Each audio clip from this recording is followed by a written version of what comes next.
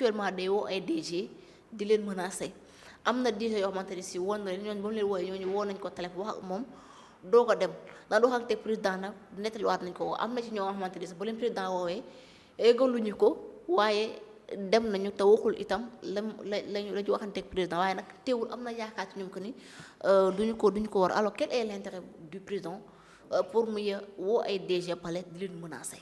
waaw xam nga ni ku wax ku dem ba naan président day menacer ay DG xam nga looy wax parce que président am na doole bi nga xam ne que soxlawul a menacer je pense soxlawul a menacer parce que moo la nommé. su bëggee wàññi sa doole danaa la teppal nga jóg mu teg la nee. ba pare mun la ñu xool loo fi def tegal dossier ci table bi. donc président soxlawul menacer kenn ñi nga xam ne woo nañ leen ñu dem wuyu ji ba pare garder seen secret li ñu waxtaan ak président ñooñu ñoom ful la ñooñu ñu bëgg Sénégal lañ parce que mënoo dem toogat ku mel ni président de la république jëlee fa li ñu fay jëlee dem yebee ko ci koo xam ne que dañ ni léegi opposant am la peut-être parce que nguuram la bëgg siège-am lay xool. donc loolu c'est irresponsable ci ñi ko def te ñu ko def président su leen xamee na leen dàq. parce que ñooñu suñ to lu ñu mënti defati tamit seen bureau wala dossier yu laal état dinañ ko dem yebbeekuwaat kon donc ñooñu ils ne sont plus dignes de confiance pour gérer les affaires de la République ñi nga xam ne nag dem nañ gis président toogaale ko waxuñu Ousmane dara parce que amuñu benn compte bu ñuy rendre Ousmane. parce que c'est pas Ousmane moo leen fal c'est pas ñoom Ousmane la ñuy liggéeyal mais président moo leen fal pour ñu liggéeyal Sénégal. donc ñoom compte suñu amee bu ñu koy rendre président lañ koy waxanteel wala les Sénégalais pas Ousmane. donc pourquoi donner des informations très sensibles li nga xam ne waxtaan la entre président ak benn directeur am wala benn ministre am nga dem yóbbeekuwaat ko ci benn homme politique ça c'est pas normal c'est pas responsable de leur part. ok alors sur ce aussi justement bëgg nañ taxaw ci Al Amine Lo li nga xam ne moom moo nekk benn sorte bu mu def tamit Al Amine Lo nee na. Patriotisme moo nekk l'actuel premier ministre quand même mu ne chercher à faire du patriotisme le monopole d'un seul camp revient précisément à le trahir gàtt xel weesuwul jàpp ne bëgg sa réew yow rek yaa ko làmboo def ko farata. waaw moo tax ma lay naan bëgg sa réew ñëpp ñu bëri mën nañ ne bëgg naa sama réew.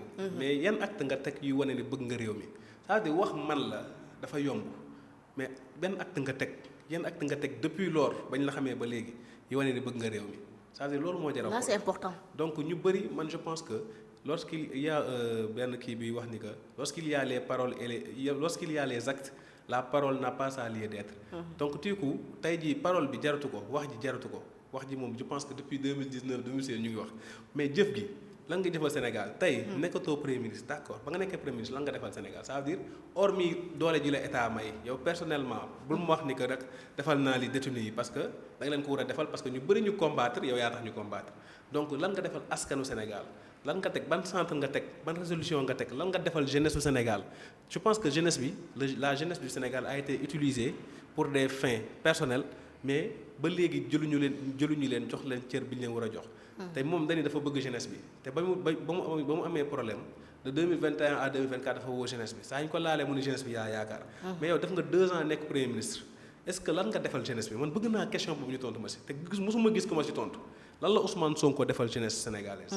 man gisuma ko. on a besoin de savoir. non lan la defal jeunesse sénégalaise question boobu ñu bëri ñu ngi dem nii tëli mais man gisuma lu dul promesse wala leneen man gisuma loo xam ne que lu concret. lu ñu defal jeunesse bi. mën nga ma ne waaye dama bloqué sama salaire pour des martyrs mais martyr bi ne représente pas la jeunesse sénégalaise. mais sa koppar bi dem na aussi. bon loolu moom moo xam waaye daal bëgg naa question boobu ñu tontu ma ci. lan la defal jeunesse bi parce que à chaque fois danaan jeunesse bi yéen si man ngeen bokk yéen laa bëgg yéen ndaw yi et tout ça donc ñooñu di la fekk si mu jar bakkan su jotee ñu joxe ko deret su jotee ñu joxe ko. seen ñaar dërëm sax dañ koy dajale pour jëndee ko carte wala quelque chose comme ça. wala bracelet donc ñooñu lan nga leen defal en retour. defal bi nekkul xaalis boo leen jox mais lan nga leen defal loo xam ne ñoom nañ ci mën si gis seen bopp parce que ay njaboot lañ ay avenir lañ lan à part après nga mobiliser leen après ñu xiif ñàkk wax yuuxu dem ñibbiwaat amatuñu xëy toogaat ñëwaat problème am na nañ dem xeex ñëwaat lan nga leen defal qu'est-ce qu'il a fait pour cette jeunesse. voilà mais aussi tamit jeunesse bi war nañoo mën a jël seen responsabilité ñu xam ba xam. ban homme politique moo fi yor programme bu leer bu ñu mën a ànd ak moom ak bu ñu war a mën a ànd parce que quoi comme politique moo kii Sénégal y a beaucoup d'intellectuels. jeunesse bi nekkuñu ay nit ñu ñàkk xel quand même xam nañ li xew ci àdduna. waaw yàlla dogal na ne jeunesse bi am nañ ay nit yu leen gindi.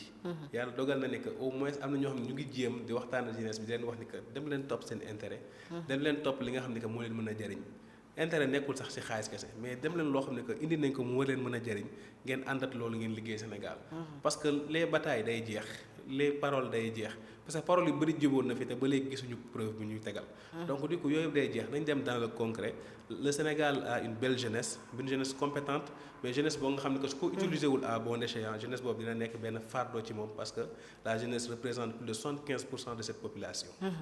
D'accord alors merci beaucoup autre chose aussi bu mu bëgg ñu wax ci bala ñuy jeexal justement bokk na ci li nga xamante ni moom moo nekk seen banque de carte membre yi boobu ba léegi yéen a ngi ci di jaay ay carte membre Pastef jënd nga carte wala jënd ko. man du ma jënd carte. lu tax aw ma ñaar téeméer yi ma jox Pastef bu ma dalee cotiser ba léegi mosuñu maa wax samay ñaar téeméer fu mu yem. donc. mais y' a rien. gën ngaa ko les militants mosuñu leen wax lii fii la affaire bi ça veut dire dafa mel ni des gens yi nga xam ni que ay robot dañu leen robotiser da ngay la tëddal jugal defal lii defal lee loolu nekkuma ci man sama ñaar dërëm Pastef dootu ko lekk.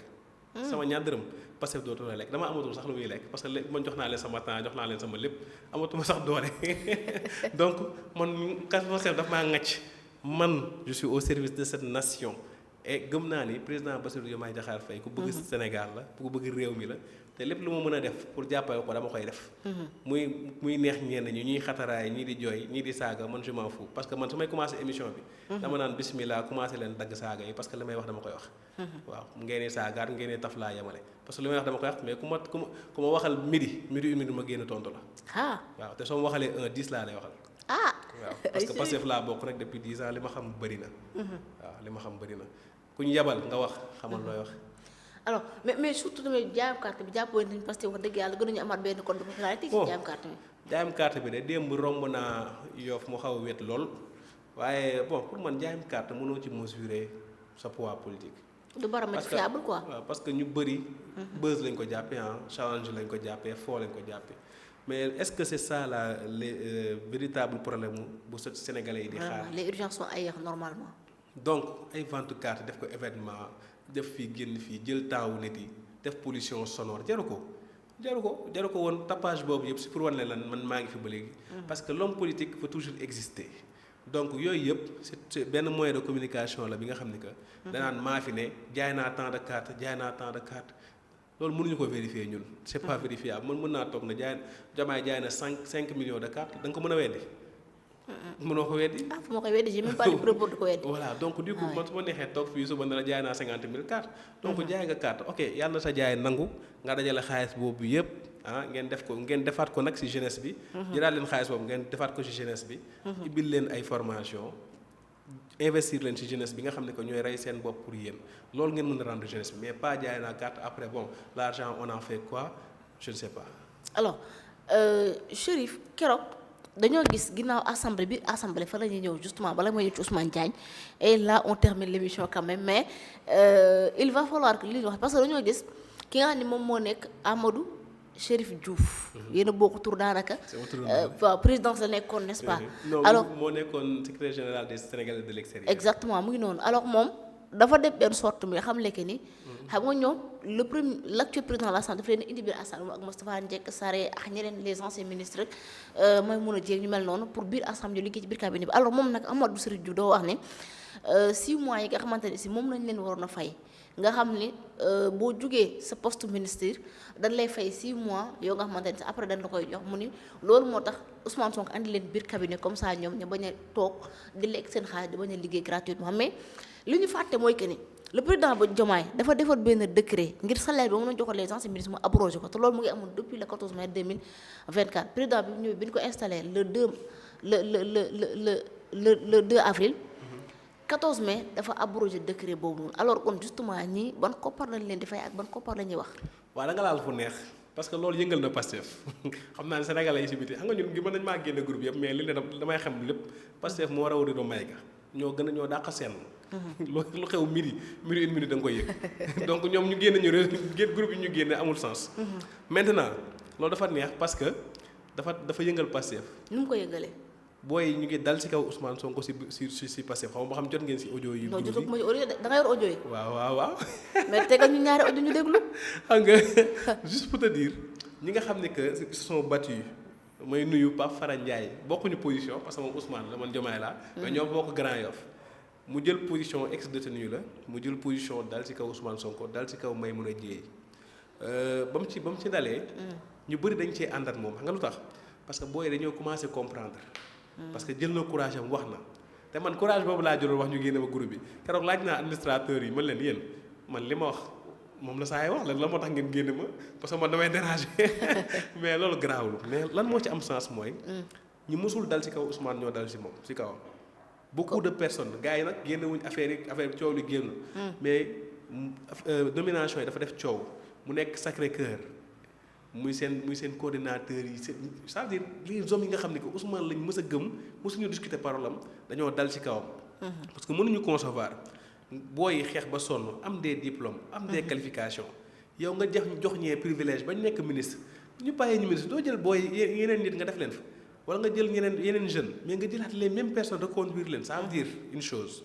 ça veut dire que yow ñooñu nga wóolu booy yi da nga leen utiliser rek wóolu leen muy benn. ñaareel bi ñooñu nga yéene parce que def nga leen ministre ñëwaat def leen conseil yéene woo booy yi kon booy yi dañ leen utiliser encore une fois muy deux ñetteel bi yéene woo booy yi teraanga ñeenteel bi mu yéene woo booy yi ñu xam parce que booy yi soo leen teelul dugal ci institution yi ñu jàng xool le fonctionnement mais relève bi tu n'assures pas la relève.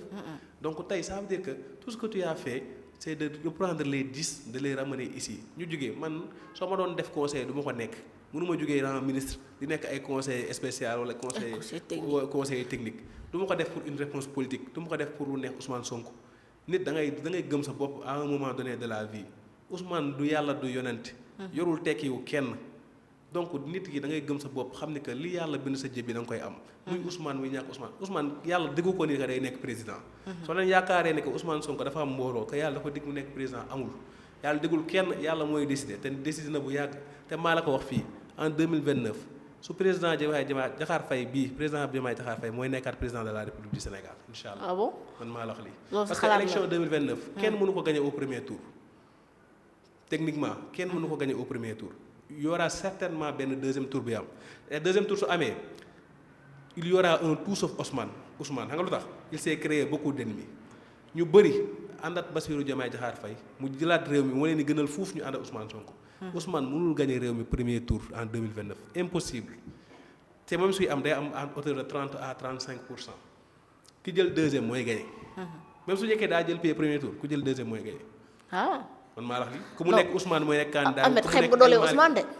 déglu ma rek Ousmane su nekkee xaw ma ba xam mooy nekk candidat loolu wóoragul mais mu nekk candidat que mu nekk El Malick mooy nekk candidat que mu nekk keneen mooy nekk candidat mënuñu gagner élection yi au premier tour. pourquoi le nom de El Malick mooy nekk candidat lan moo. parce que Ousmane mën na bañ a nekk candidat. suñu candidat day yeblewaat.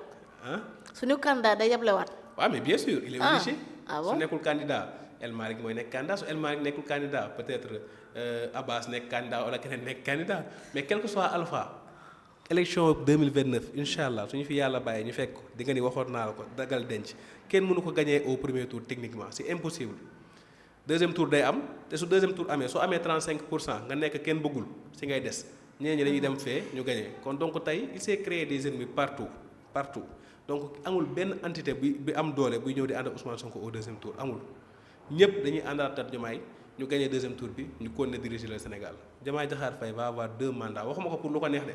mais quand tu fais une analyse nous on est des ingénieurs aussi quand on fait des analyses techniques tu sauras que ni fii mënoo ko gagner premier tour en 2029.